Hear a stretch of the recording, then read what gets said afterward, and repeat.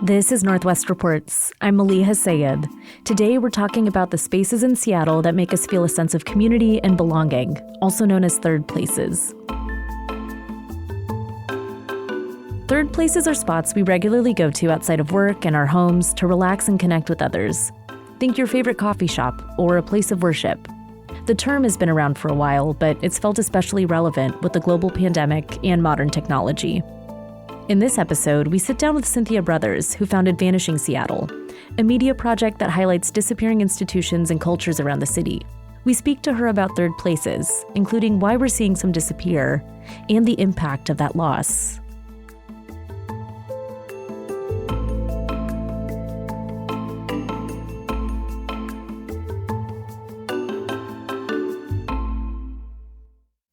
So could you just tell me a little bit about who you are and what Vanishing Seattle is?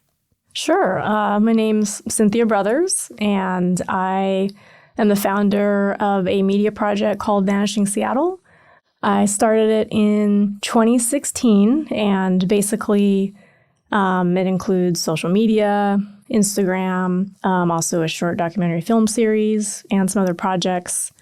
And I guess the point is to kind of document the spaces in Seattle that are largely disappearing or being pushed out, small businesses, community gathering spaces. But also, I like to see it as a celebration of the type of spaces that have given Seattle its soul over the years. What inspired you to start it?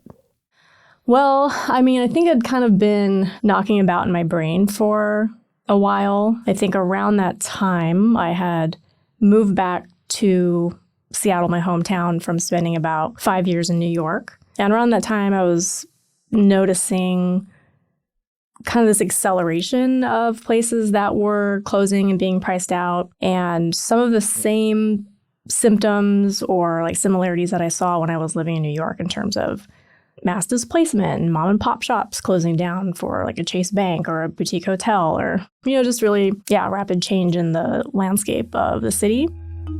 But it was one place in particular that kind of, led me to just pull the trigger and start the account. And that was a Filipino restaurant on North Beacon Hill called Inay's Asian Pacific Cuisine. It was an area that was experiencing some gentrification. And so basically, the owner, Uncle Ernie, was getting priced out and had to close his restaurant. And I also had a friend who worked there as a server and also is a drag performer. Her name is Atasha Manila. And every Friday, she would do this amazing, 3-hour-long epic drag show. So I went there for the closing night, which happened to be a Friday night when she was doing her last performance there. It was full of Atasha's fans, full of longtime regulars of Inay's, and you had this really cool community of folks that were a part of the Beacon Hill community, the Asian American community, the queer community. Everyone was just losing their mind to Atasha's performance. There was one point where she got up on a table and was performing to Effie's song from Dreamgirls, and I'm telling you I'm not going.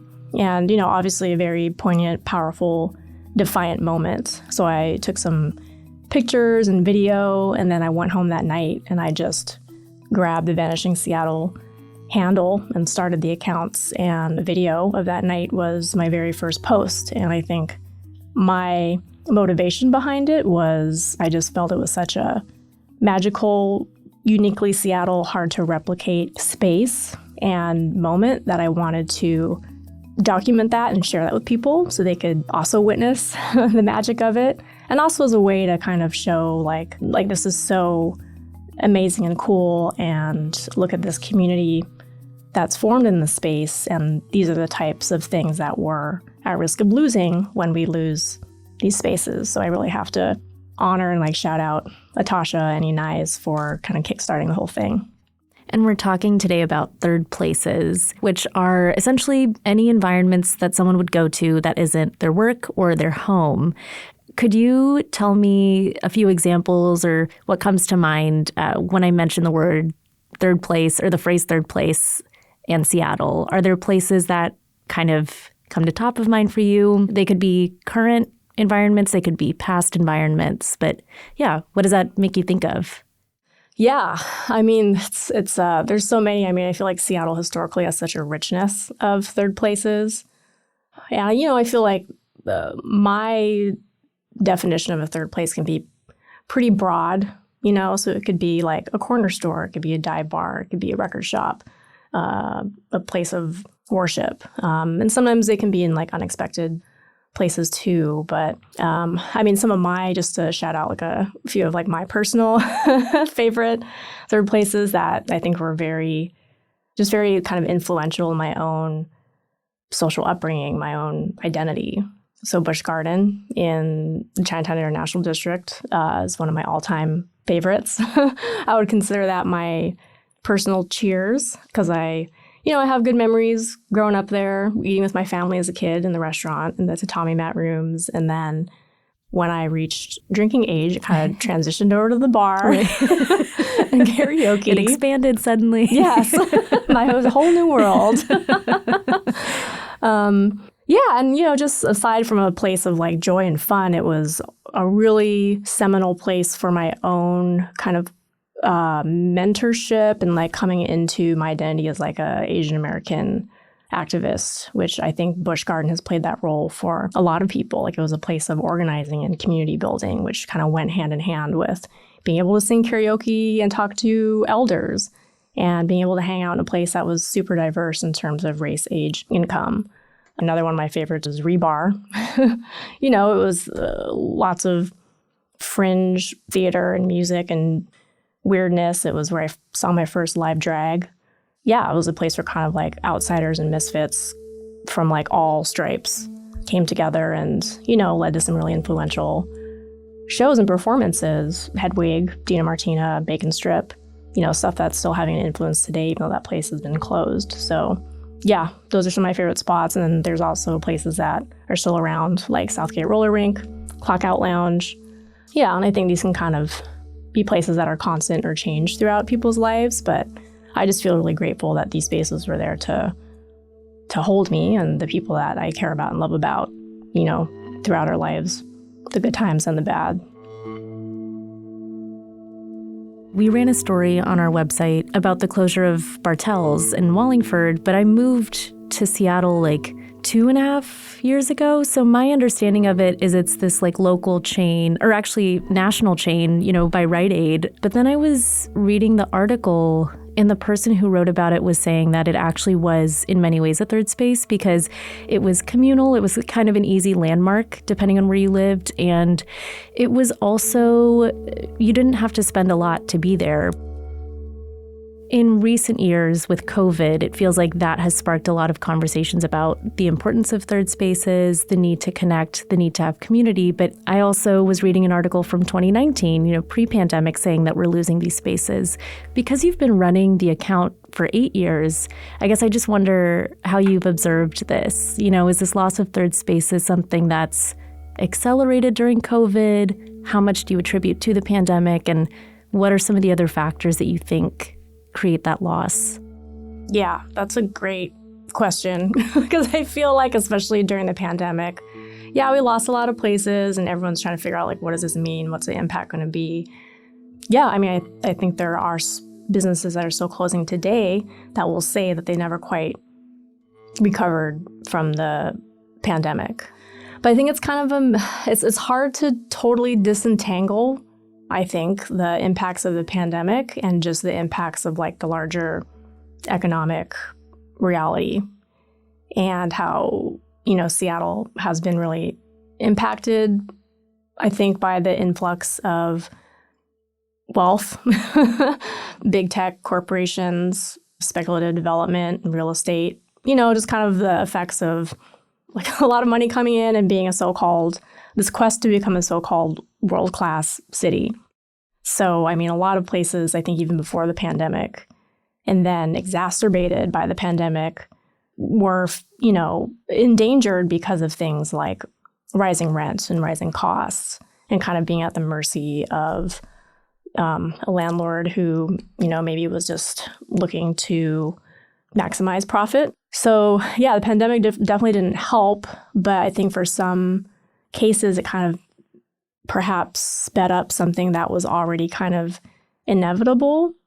And I do hear, a fair amount of frustration about, I think people understand the importance of legacy spaces, and you will hear civic leaders kind of talking about the importance of small businesses, but maybe feeling like there's very little in the way of protections or interventions to keep these spaces in place. Like they're just kind of at the mercy of market forces or rent hikes or, being displaced because the building got sold or what have you. So yeah, I think it would not, in my opinion, be totally accurate to just totally blame it on the pandemic. I think it's kind of a mixed bag, and the pandemic kind of exposed a lot of these inequities and difficulties that these places were already facing.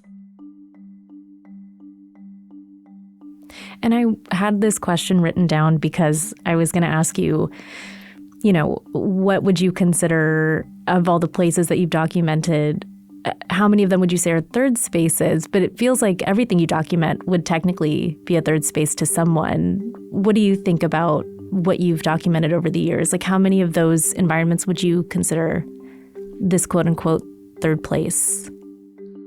Yeah, I guess what you said kind of hits upon it for me. Like, well, every place meant something to someone.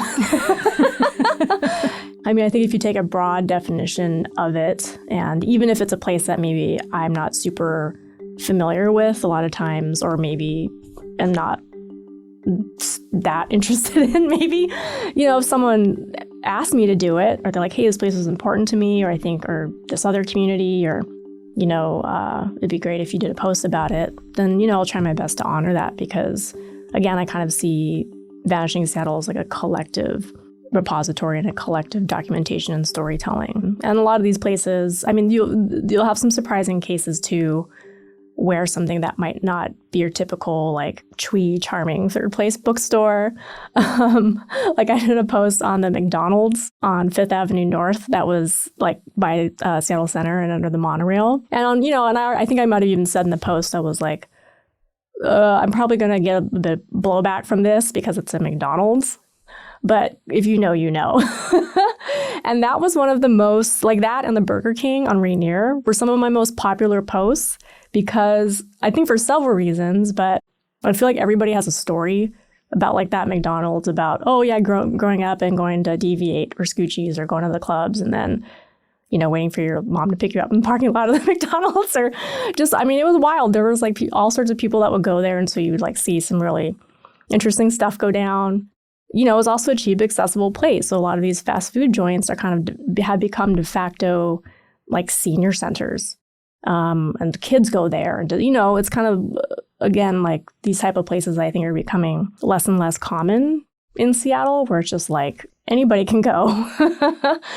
So yeah, in that sense, I would consider that particular McDonald's and that Burger King, or even the, McDonald's on Madison, or I would consider those third spaces too. Yeah. Well, that's something that was interesting to me. I feel like in kind of researching for this and just anecdotally knowing what a third place is, I think there are some places that are intended and built to be communal spaces, but then there are a lot of places that are quote unquote third places, and their primary intention is not to be communal, or it's not to be a place where everyone gathers around and gets to know each other, but just by way of like convenience, accessibility, you end up meeting the same people over and over. You end up making it a meeting spot in the same way I think that Bartell's was for years and years. It just ends up being this shared space. Just interesting. Yeah, absolutely. And like the Bartell's, even though it was a chain, I'm talking like pre-Rite Aid buyout. It did feel, I feel like it did have a sense of being like a local drugstore because they carried local products. I don't know. It was homegrown. It had been around since the late 1800s. The feel going there was different than, say, going to like a national chain. And then at least like the Bartell's that I normally go to, which I love, the Bartell's in Rainier, they've got the same employees been working there for like a decade or more. And, we greet each other, know each other's names. Like I'm always fascinated by not just the impact that spaces have on people, but also that people have on spaces and how they can kind of shape that to an extent and make it their own. And again, like in cases like a chain or McDonald's or like the Starbucks in 23rd Union, it was like, I don't know if they intended it to be as much of like a hangout spot as it was, but I'd say it was probably one of the more interesting, like cool, and I'm not a big fan of Starbucks, but like that one, yeah, that was interesting, like that one's okay. Yeah. Yeah, and now it's going to become Black Coffee Northwest. So it's like cool to see some of these spots, and then the Starbucks down by Franklin is going to become El Rinconcito, like a taco spot. So it is cool to see some of these places be reclaimed as small businesses or Black-owned businesses. When we were talking about particularly impactful third spaces or third places for you, are there any in the last 8 years that you've documented vanishing that particularly hit home or that just made an impact on you growing up? Mm-hmm. The ones that have vanished? Yeah. Mm-hmm. Yeah. Oh, and I do want to say that Busch Garden will be unvanishing. Hopefully, later this year, just a couple blocks away, still on the CID. So, and that's we're going to be making a follow-up to our short film on Busch Garden about that. So that's like a really, wonderful example of unvanishing in my mind. But another place that comes to mind is the Red Apple grocery store in the Central District on 23rd and Jackson. It was part of that promenade complex. And that has been described as a community center masquerading as a grocery store. And it was, not just me, it was especially for people who grew up in the CD. I think that was a really important affirming place where it wasn't just like a place that you go to get your food. I mean, they had a lot of food that other stores wouldn't carry, and they served the traditionally historically Black community in the CD. But they also, they had staff that worked there for years and years. They did kids' haircuts and backpack giveaways. They did parking lot barbecues, and the staff would play music. They had the best R&B that they played in the aisles. And just like one of these places, maybe like how you're talking about Bartell's, like it doesn't feel like just a corporate chain. It's where people would come. And even after people were priced and gentrified out of the CD, they would come back and shop there. And that whole complex was bought by Vulcan, and I think closed and was torn down. And a lot of the staff moved to the Hilltop, Red Apple, and Beacon Hill.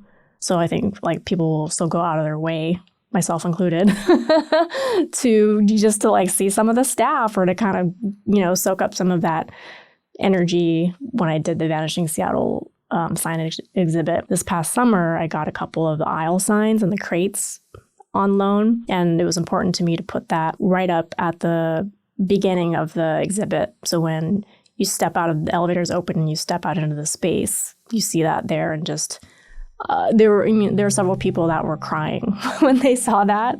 And I think it just, who would think on the surface, a grocery store? But you really elicited a lot of emotions, and a lot of people, they basically, grew up there. So in these instances where maybe an establishment can't relocate or they can't return, what's the impact in your eyes of losing a third place like that for a community? Yeah. It's almost hard to wrap your head around or to know the full impact, because I feel like these places can be just such a deep part and so intertwined in people's lives, and then the way that people connect with each other via that space. So, I think sometimes people have to go somewhere else or try to find somewhere else, and hopefully there is a somewhere else. Sometimes there isn't. Yeah, I think a lot of times it's people worry that some of these third places, some of these more accessible spots, maybe dive bars and stuff, they're just kind of slowly getting whittled away and nothing's really replacing them.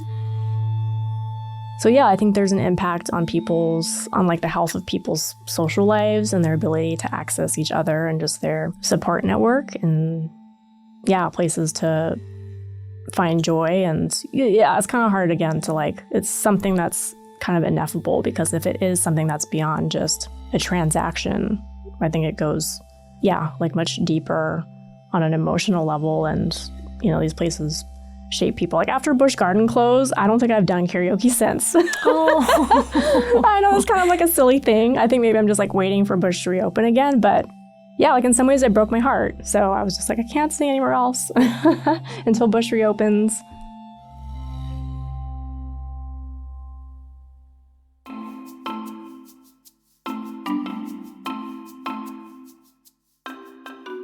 Thanks for listening to Northwest Reports. This episode was reported by me, Maliha Sayed. It was produced by me and Isaac Kaplan-Woolner. The story editor was Ryan Famuliner. Our executive producer is Sarah Menzies. You can subscribe to Northwest Reports wherever you listen. And whatever platform you're listening on, please review us. We'd love to know what you think of the show. Also, if you would like to support the work we do at Cascade PBS, whether it's our lineup of podcasts, the video docuseries we stream every week, or the in-depth reporting we deliver every day, go to crosscut.com/membership. In addition to supporting our journalism, members receive complete access to the on-demand programming of Cascade PBS. For the latest political, environmental, and culture news from the Pacific Northwest, visit crosscut.com. Northwest Reports is a product of Cascade PBS. I'm Maliha Sayed. We'll be back soon with another episode.